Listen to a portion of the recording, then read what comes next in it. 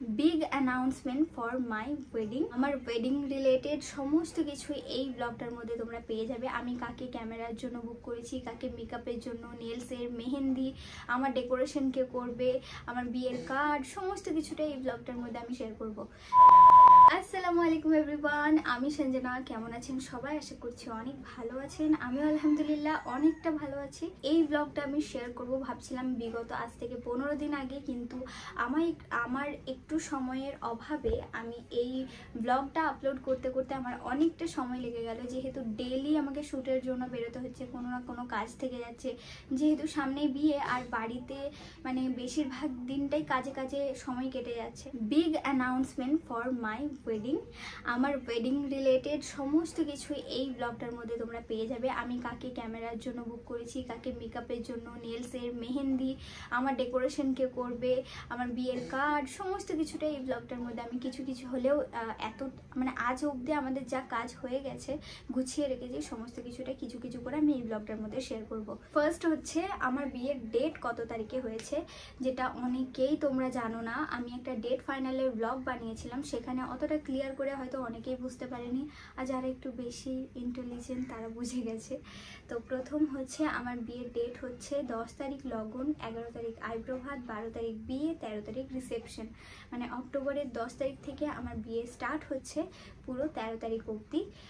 এটা হচ্ছে আমার বিয়ের ডেট। সেকেন্ড হচ্ছে বিয়ের কার্ড। বিয়ের কার্ড এখনও অবধি মানে আমার বাড়ির পাশে একটা দিদি রয়েছে, ওরা ভীষণ সুন্দর কার্ড মানে তৈরি করে, তো ওনাদেরকে বলা হয়েছে। তো থার্ড হচ্ছে আমার বিয়ের মেকআপ কে করবে, মানে লগনের দিন থেকে নিয়ে রিসেপশন অবধি কে আমাকে সাজাবে। আমার বাড়িতে কোনো কিছু হলেই আমি দিদিভাইকেই বুক করি, আর বিয়েতেও চোখ বন্ধ করে আমি বিশ্বাস করেছি ফারজানা মেকওভার। আমার বিয়ের লগনের দিন থেকে নিয়ে রিসেপশন অবধি দিদিভাই আমাকে সাজাবে, কারণ অবশ্যই দিদিভাইয়ের কাজ আমার ভীষণ ভালো লাগে। আর আমার পাকা দেখার লুকটাতে তোমরা এত ভালোবাসা দিয়েছিলে, সবাই আমাকে বলেছিল যে এত সুন্দর পুতুল লাগছে। তো এই রকমই পুতুলের মতো আমি সাজার জন্য আরও একবার বুক করেছি। আমার লাইফের সব থেকে স্পেশাল ডে, আমি চোখ বন্ধ করে বিশ্বাস করেছি যে আমাকে সুন্দর একটা পুতুলের মতো লুক দেবে, সেটা হচ্ছে ফারজানা মেকওভার। তোমরা যদি চাও অবশ্যই দিদিভাইকে বুক করতে পারো তোমাদের স্পেশাল ডে কোনো কিছুর জন্য, পার্টি মেকআপ, ওয়েডিং সিজন যেহেতু এখন চলছে, যদি কারোর আপকামিং ব্রাইড যদি কেউ থেকে থাকো তাহলে অবশ্যই বলবো দিদিভাইকে বুক করতে পারো। আর আমার জন্য তো আমি বুক করে ফেলেছি। আমার লগনের দিন থেকে রিসেপশন অবধি দিদিভাই আমার বাড়িতে থাকবে, আর আমার প্রত্যেকটা লুক ভীষণ সুন্দর করবে। এরপর হচ্ছে ক্যামেরা। আমার ক্যামেরা নিয়ে একটু আমি প্রবলেমে ছিলাম, কারণ এখন ক্যামেরাম্যান অনেক আছে, কিন্তু সেরকম কাজ সমস্ত কিছুটা গুছিয়ে, যেহেতু বিয়ের কটা দিন আমি একদমই সময় পাবো না সেইভাবে ঠিকভাবে ব্লগ করার, শর্টস বানানোর, ইনস্টাগ্রামের জন্য আলাদা ভিডিও বানানো, ব্লগ বানানো, তার উপরে বিয়ের ক্যামেরা। তো আমার একটু মানে ডাউট লাগছিল যে কাকে দেওয়া যায় এই দায়িত্বটা, কারণ আমি এমন একজনকে চাইছিলাম যে সমস্ত কিছুটা নিজের, আমি একজন ছোট বোন ভেবে সমস্ত কিছু দায়িত্ব মাথায় করে নিয়ে লগন থেকে রিসেপশন অবধি কাজটা করবে, সেরকম আমি ভাবছিলাম। আর আমি এটাও মনের মধ্যে হচ্ছিল যে কোনো একটা যদি এরকম ক্যামেরাম্যান পেতাম যে আমার শর্টসগুলো আলাদা করে করবে আমার মানে বিয়ের কটা দিন, আর যারা বিয়ের ফুল যে ভিডিওটা, ফুল ক্যাসেটটা, সেটা একটা আলাদা করে বানাবে। তো আমি একটা আইডিয়াকে না বেশ কয়েকটা দিন ধরে আমি ফলো করতাম। আমার বিয়ে যখন ঠিক হয়নি তার আগে থেকে আমি ফলো করতাম, সেটা হচ্ছে রেনবো ফটোগ্রাফার্স। এই যে এই দাদার সাথে টুকটাক আমার কথাও হয়েছিল। দেন আমি দেখলাম কাজ ভীষণ ভালো, আর বিগত 6 মাস আমি টানা ফলো করার পর, কথা বলার পর দেখলাম যে না, দাদাদের কাজ সত্যি খুব ভালো, অসাধারণ।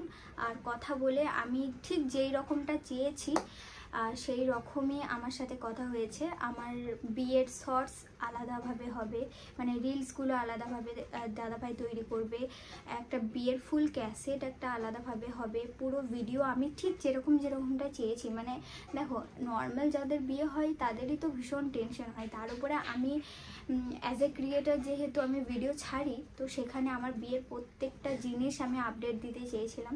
তো দাদাভাইকে যখন আমি বললাম যে আমাকে কিন্তু রিলসগুলোও আলাদা করে বানিয়ে দিতে হবে ইনস্টায় আপলোড করার মতো, আর আমাকে কিন্তু বিয়ের ভিডিওটাও আমাকে আলাদা করে দিতে হবে, তো দাদাভাই বললো ঠিক আছে, কোনো সমস্যা নেই, আমি করে দেবো। যাই হোক, দাদাদের কাজ কিন্তু সত্যিই খুব খুব খুব ভালো, অসাধারণ কাজ। আর আমার বিয়ের মতো একটা অনুষ্ঠান, বিয়ের মতো একটা মানে কি বলবো, সব থেকে স্পেশাল ডে, যেটার দায়িত্ব আমি, আমার ক্যামেরা পুরো ফুল লগনের দিন থেকে রিসেপশন অবধি কাজ করবে, সেটা হচ্ছে রেনবো ফটোগ্রাফার। আমাদেরও যদি কারোর সামনে বিয়ে থাকে, ক্যামেরাম্যান একটা ভালো খুঁজছো, যাদের কাজ ভালো, তো আমি বলবো অবশ্যই দাদাদেরকে বুক করতে পারো, খুব ভালো কাজ করে। এরপর আসি আমার মেহেন্দি কে করব। আমি আমার মেহেন্দির জন্য বুক করেছি হচ্ছে হুজ্জাতুন মেকওভার। এই দিদিভাই আমার মেহেন্দির করেছিল পাকা দেখাতেও খুব সুন্দর মেহেন্দি করেছিল। আই হোপ আমার বিয়েতেও ভালো মেহেন্দি করবে।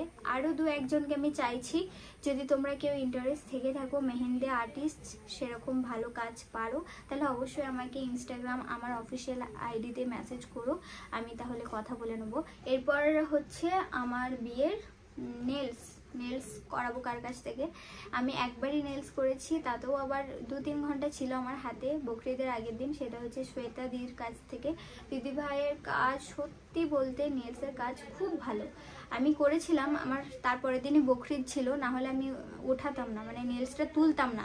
যদি বকরিদ না থাকতো তাহলে আমি নেলসটা রেখে দিতাম, যেহেতু বকরিদের দিন গোসলের একটা ব্যাপার থাকে, বকরিদের নামাজ আছে, সেই জন্য আমি তুলে দিয়েছিলাম। আর দিদিভাইয়ের কাজ কিন্তু সত্যি খুব ভালো। বর্ধমানের মধ্যে যদি, বর্ধমান, কলকাতা, মানে যে কেউ যদি তোমরা নেলস করতে চাও, তোমাদের বিয়ে বলো, কোনো পার্টির, মানে কোনো কিছুর জন্য নেলস যদি করতে চাও, অবশ্যই দিদিভাইকে বুক করতে পারো। এটা হচ্ছে দিদিভাইয়ের আইডি, আমি দিয়ে দিলাম, তোমরা ইনস্টাগ্রামে মেসেজ করতে পারো।